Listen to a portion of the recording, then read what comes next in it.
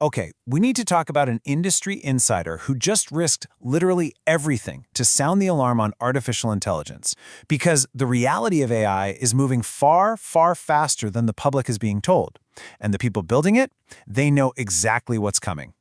Right up front, I want to mention that this explainer is a breakdown of the Diary of a CEO podcast's really incredible 2-hour conversation with former OpenAI researcher Daniel Kokotajlo.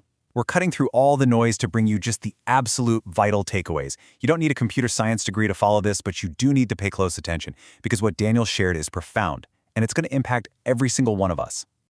$2 million. Just imagine walking away from that massive fortune in equity. But that is exactly what Daniel did.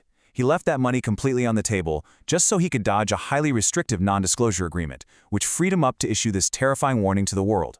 You really have to ask yourself, what exactly did he see on the inside that made $2 million look like a small price to pay to speak freely? Let's get into Section 1, the $2 million warning, and figure out who this whistleblower actually is.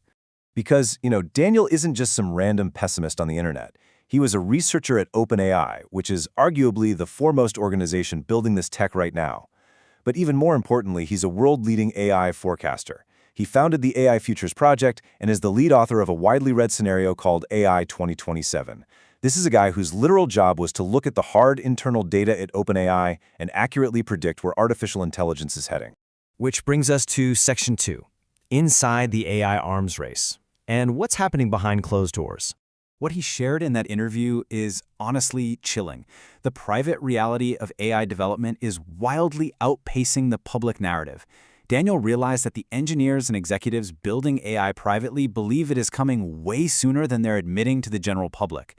There's this massive disconnect between the polished PR statements we read and the frantic, accelerated reality happening inside the labs right now. Now, to really grasp the threat here, we've got to get our terms straight. We are not just talking about building smart chat assistants that can write your emails or make funny images. The industry is actively racing toward AGI, or artificial general intelligence, which matches human cognitive tasks across the board. But it doesn't stop there. The ultimate destination is superintelligence, a synthetic entity that vastly outsmarts humanity in literally every conceivable domain. If you look at his famous AI 2027 forecast, superintelligence isn't some distant sci-fi movie plot for the next century.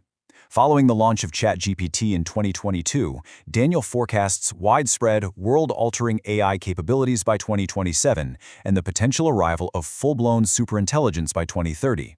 That is a near-term reality, potentially arriving before the end of this decade. And that leads us to Section 3, the 70% risk of human extinction. As a professional forecaster, Daniel puts the odds of an out-of-control AI causing a global catastrophe or straight-up human extinction as high as 70%. Let that sink in for a second.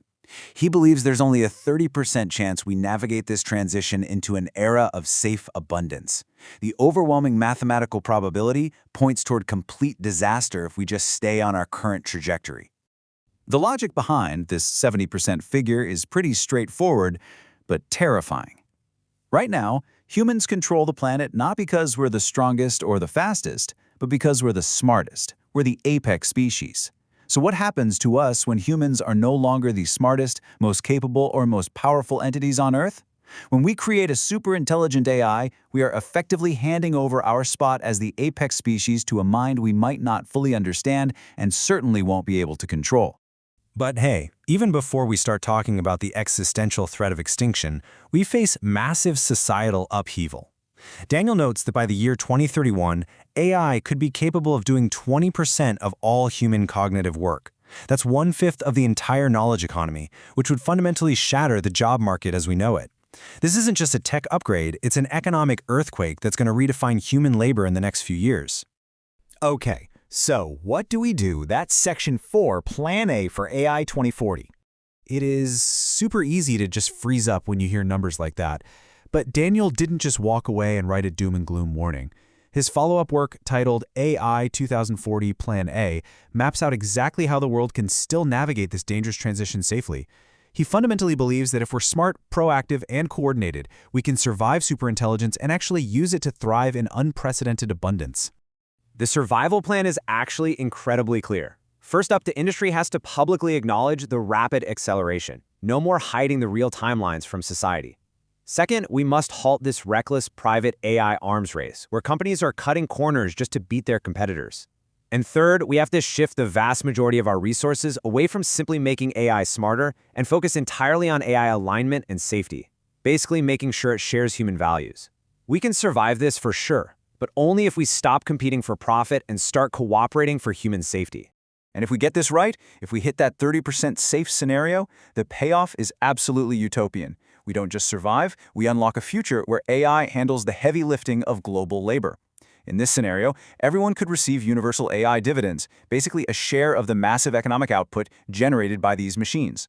We'd be completely free from the daily grind, allowing humanity to enter this amazing new era of finding true purpose, creativity, and connection outside of traditional employment.